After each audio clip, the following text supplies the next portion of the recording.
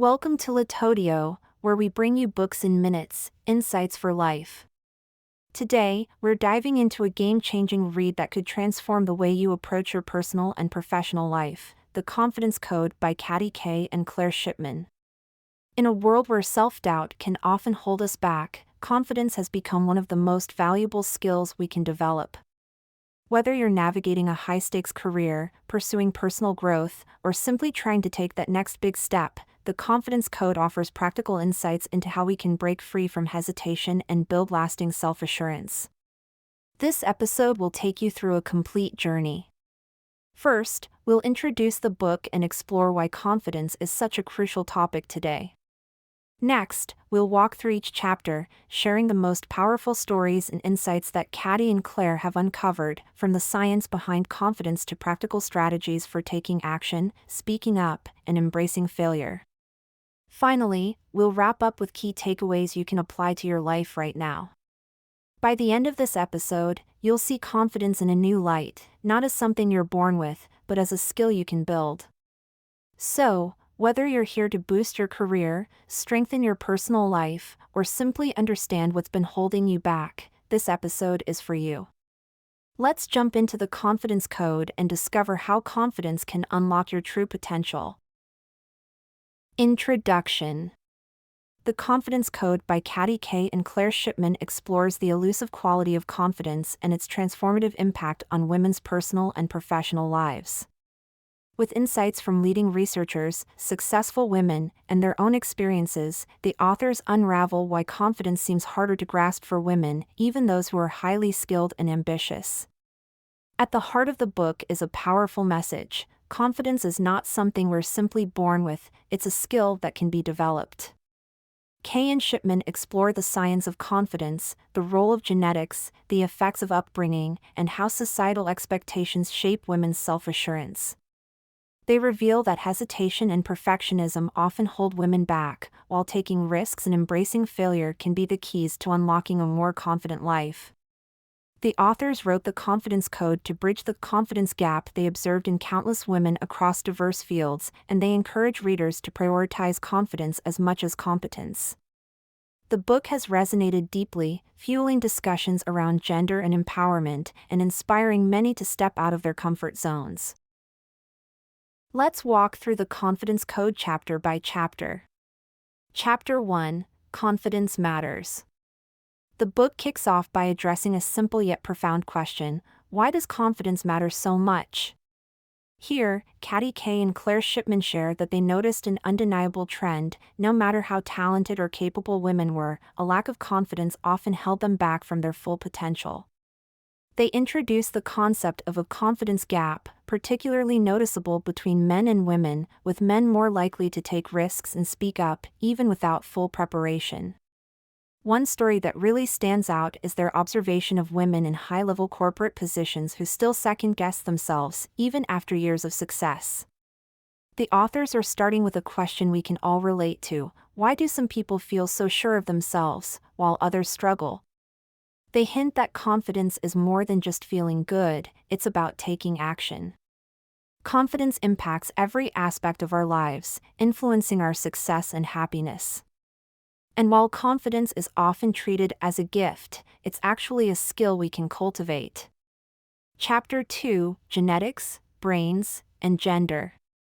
In this chapter, the authors dive into the science behind confidence. They ask whether confidence is innate or something that develops over time. It turns out, genetics do play a part, but they don't tell the whole story. Shipman and Kay explore studies showing that brain structure and hormones influence confidence differently in men and women.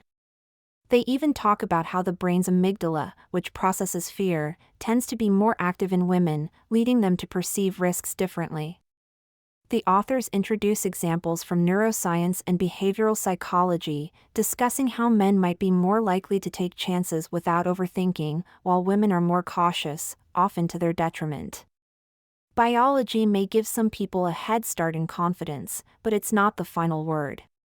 Understanding how our brains work can help us take steps to overcome natural barriers. Chapter 3: Competence Isn't Confidence. This chapter really hits home for a lot of people. Being competent doesn't automatically make you feel confident. The authors explain that women are often conditioned to believe that competence alone will lead to recognition and success. But they argue that confidence is actually what propels us forward, sometimes even more than skill itself. They share several examples of women who achieved great things but struggled with self-doubt. The message here is clear: women often believe they need to be 100% ready before taking on new challenges, while men often jump in with just enough knowledge and learn on the go. The authors also introduce us to Carol Dweck's concept of a growth mindset, showing that viewing challenges as opportunities to grow can build confidence. Confidence isn't just about mastering a skill, it's about stepping up even when you feel you might not be ready. Taking risks is crucial. Chapter 4: Fail Fast, Fail Better. Here's where things get interesting. Shipman and Kay encourage readers to embrace failure as a vital part of building confidence.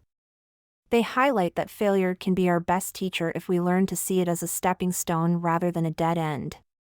By sharing stories from women who faced setbacks, the authors illustrate how each failure was a learning experience that ultimately made these women stronger.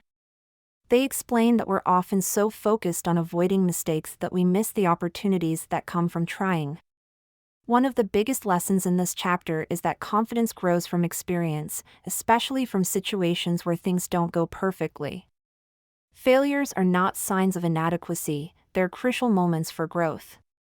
The faster we fail, the quicker we learn and improve.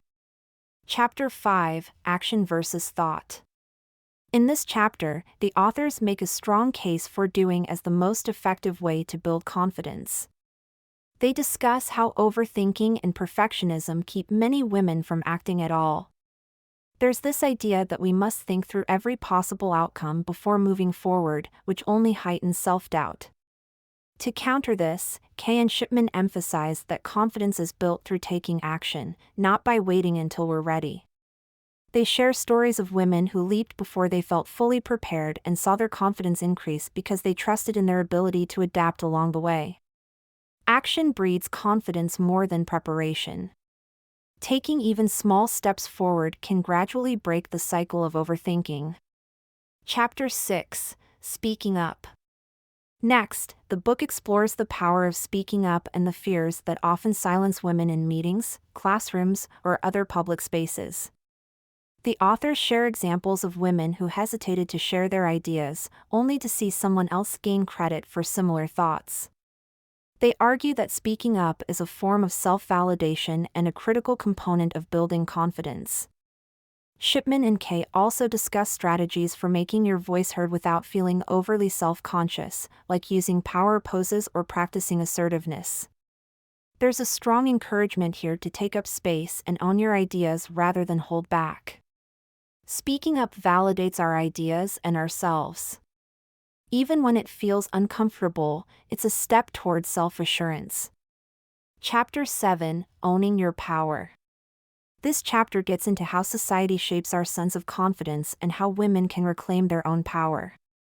The authors reflect on the messages women receive from a young age, often encouraging them to be nice or polite rather than bold.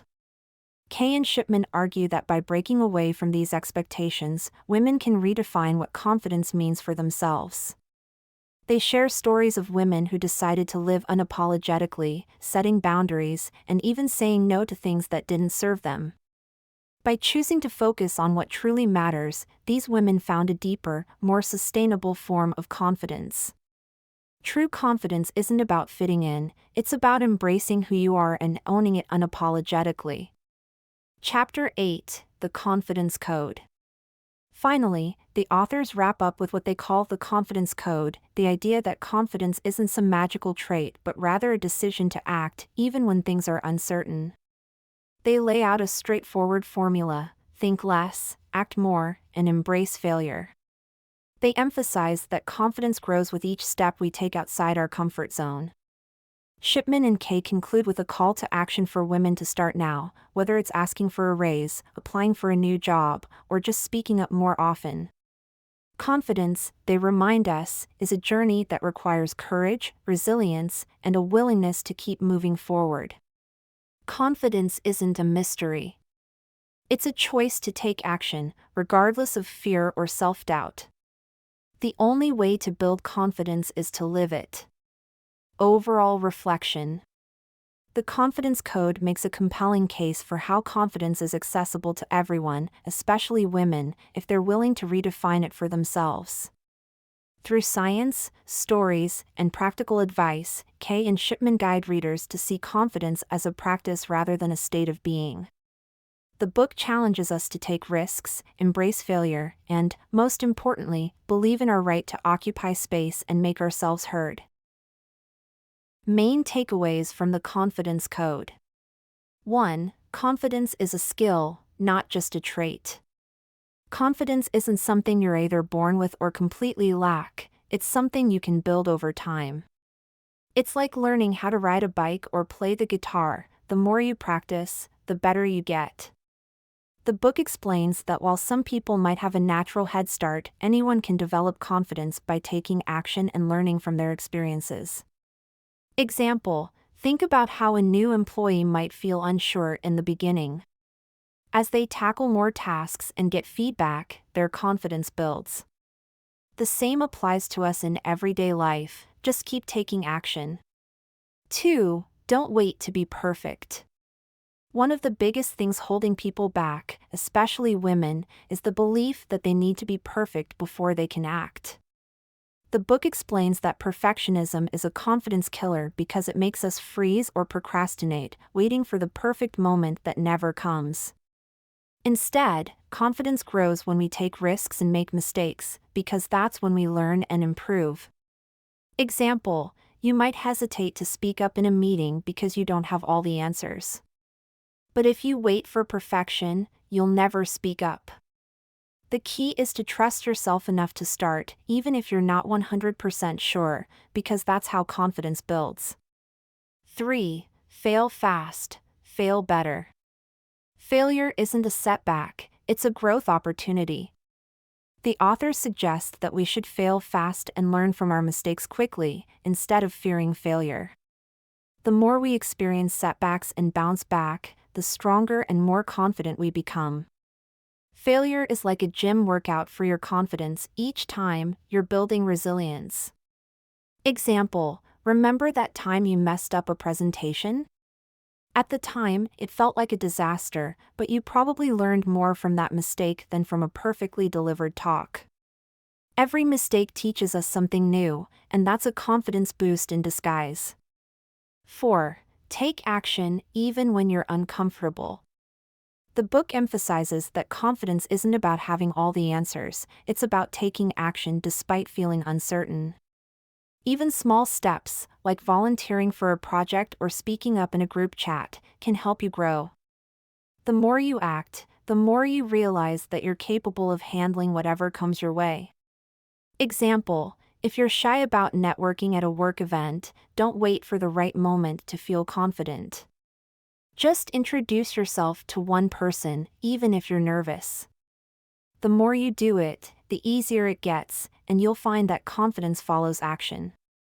5. Speak up and take up space. Speaking up and owning your ideas is a huge part of building confidence.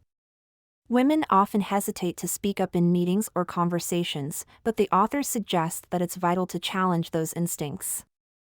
The book encourages us to take up space, whether by speaking up, sharing an opinion, or even physically standing tall. Example, think about a time when you had an idea but didn't voice it, and then someone else said the same thing and got the credit. It's frustrating, right?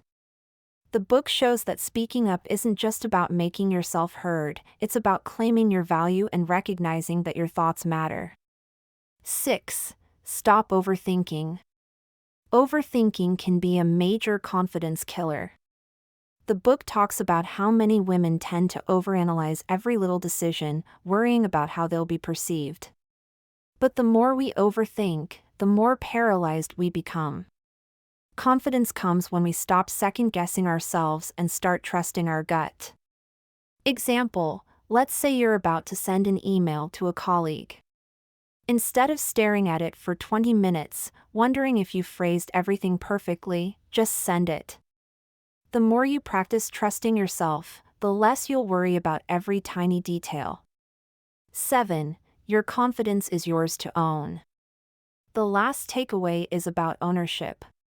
Confidence doesn't come from outside validation, it comes from within. The book reminds us that we have the power to shape how we see ourselves.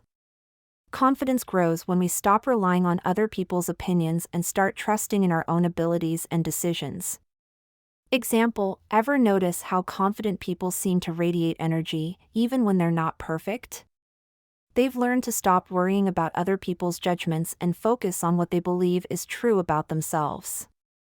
That's the kind of confidence the book is talking about, one that comes from self-acceptance and self-trust. 8. The power of not perfect. Lastly, the book encourages us to embrace imperfection. No one is perfect, but the act of showing up and trying, even when we feel we're not ready, builds confidence. Imperfection isn't a flaw, it's part of the process of becoming confident. Example, think of a time when you did something imperfectly, maybe it was a presentation or a new skill you tried to learn. It felt uncomfortable, but each time you stepped into that discomfort, you grew. Imperfection becomes the stepping stone to strength and confidence. In a nutshell, the Confidence Code teaches us that confidence is a skill that comes from practice, action, and learning from mistakes. It's about speaking up, failing, taking risks, and not waiting for perfection. If we embrace imperfection and just do, our confidence will grow with every step we take. It's not about being flawless, it's about showing up, owning our space, and trusting ourselves. Thanks for listening to this episode of Litodio. We hope you enjoyed exploring today's book with us. If you're craving more insightful summaries and want to stay inspired, be sure to hit the follow button and subscribe wherever you're listening. We release fresh episodes regularly, so join us next time as we explore another impactful read. We'll link to the book in the description. Until next time, keep listening, learning, and growing with Litodio.